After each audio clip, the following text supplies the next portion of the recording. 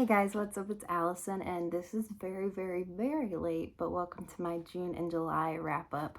I read 11 books over the past 2 months, which is pretty good. I think I read most of those books in June. Didn't read so much in July, but we'll talk about it. So, I can't. Some of these books I can't even really remember, to be completely honest with you. But we are going to give it a try, and we'll see what I read. I read a lot of different things, so let's get started. The first book I read feels like an eternity ago, and that is Meet Me at the Lake by Carly Fortune. I give this book a 3.5. So we didn't start off that great. I really, really liked Every Summer After. I read that one last summer, and I think I gave that a 5 stars. Looking back, it might have been like a 4.5, 4.75, but this book follows Fern and Will, and it's kind of a second chance romance, basically. He promised, they met one day, they both had significant others, so they kind of had a promise to meet each other again in a year, and Will did not show up. So we had that whole thing going. This takes place at, I think, a hotel, Lakeside Resort. Fern is trying to run her late mother's Lakeside Resort, and all of a sudden Will comes in, and he is like a financial advisor or something like that, and he basically is gonna help Fern like come up with a plan for this place, if she's gonna sell it, if she's gonna keep it, what changes she needs to make, all of this. And it kind of goes from past to present. Obviously, this is the same as Every Summer After, goes from past to present. I just didn't feel really connected to these characters or their relationship, and I don't know, there was just something off about it. The tropes in here, I don't know, it was still a good summer book, still gave summer vibes, obviously, but just was not very memorable for me, and it didn't really stick out to me. Then we read The Fine Print by Lauren Asher, which is the first book in the Dreamland Billionaire series, and I'm so late to this world or whatever, but I gave this book a 4.5. I did really enjoy it. This is about Rowan and Zara. Basically, there's 3 brothers, I think. They're the Kane brothers, and their late grandfather basically gave them, all 3 of the brothers, like a different proposal in order to earn their like inheritance and stuff like that. So the deal that the grandfather made to Rowan was that he was going to have to make a big change to Dreamland, which is basically Disneyland, Disney World, and that he was gonna have to like do something big for it. So basically he meets Zara. Zara works in the like it's like a thing for little girls to like change them into their favorite characters, like the Bippity Boppity Boutique, basically. He meets her. She has some great ideas for Dreamland, blah blah blah, but he's her boss, so they shouldn't get together, that kind of deal. I really did like this one. I liked the characters, but I feel like, I mean, it definitely wasn't my favorite, but I'm really excited to keep continuing on with the series and kind of see where it goes. Yeah, I mean, I enjoyed it. I really did enjoy it. And then we got to read Flawless by Elsie Silver, which I gave a 5 stars. This is the first book in the Chestnut Spring series, and I know I'm really going to like this series. This one follows Rhett Eaton and Summer. Oh, Rhett and Summer. And Rhett is a famous bull rider. He doesn't really know when to stop. He's been like seriously injured, doesn't know, he needs to stop, whatever, but he's still powering through it. And Summer is basically his agent's daughter, and her dad, the agent, basically makes her a deal that she's going to be Rhett Eaton's babysitter because he had a little bit of trouble with some publicity thing, and he just needs to kind of refine his image and make the crowd like him more. So you meet the whole family. You meet the Eaton family.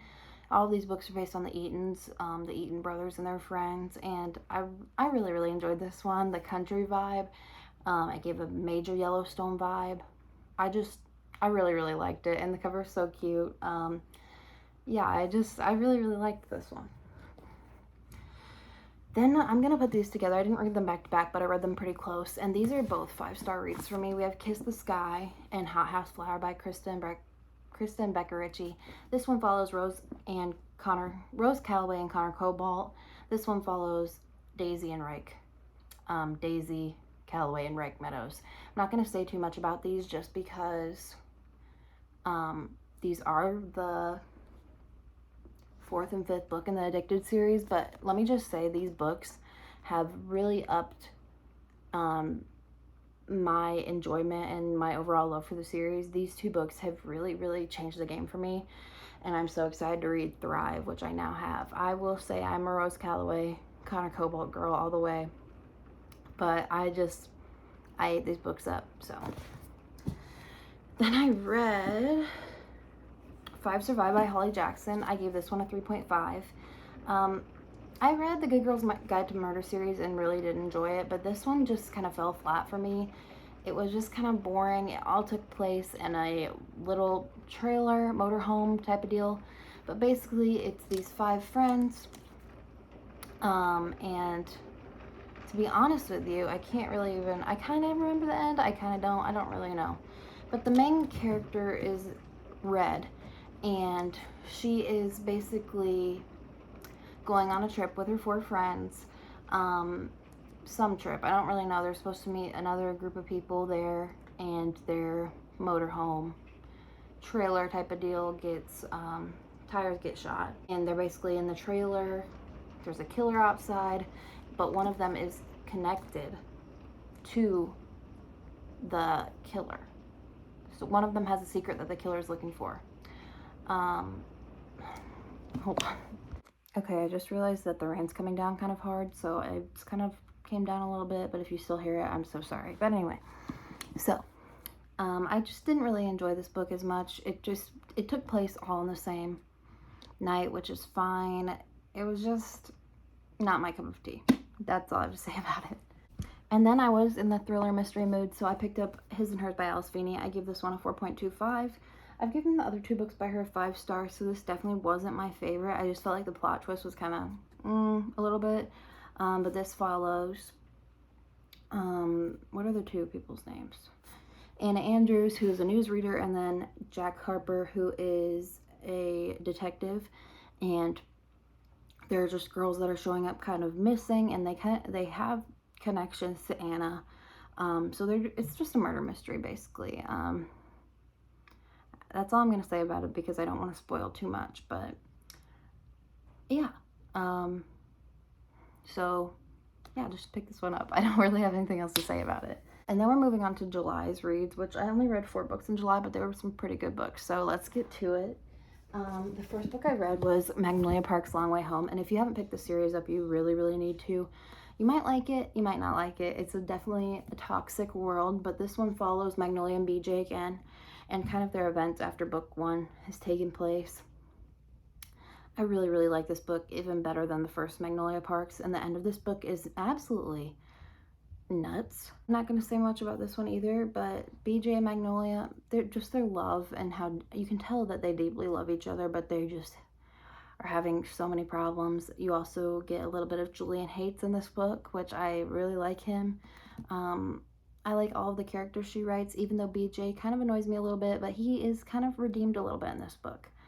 And you also figure out some stuff that, like, just really seals the deal. So, yeah, 5 stars for me easily.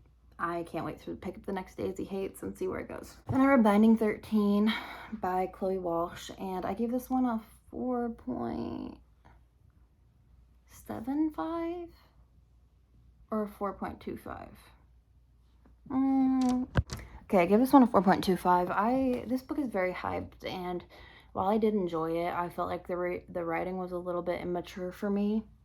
And also they are, it takes place in Ireland, I think. Maybe not. So a little bit of the slang was kind of off for me. And also the main female character, like, she was definitely going through it, had some stuff, you know, she was going through, but like, just, I don't know. But I still did enjoy it, and I'm still gonna read the rest of the series. This is based on Johnny and Shannon, and Johnny is a rugby player. They meet at Toman College, and she is moving to Toman because she's been kind of bullied by her other fellow classmates in the past, and so she's having a clean slate. It's just basically their love story. There's not really much plot to it. It's very character driven. And this book does leave on a cliffhanger, does it not? Does it?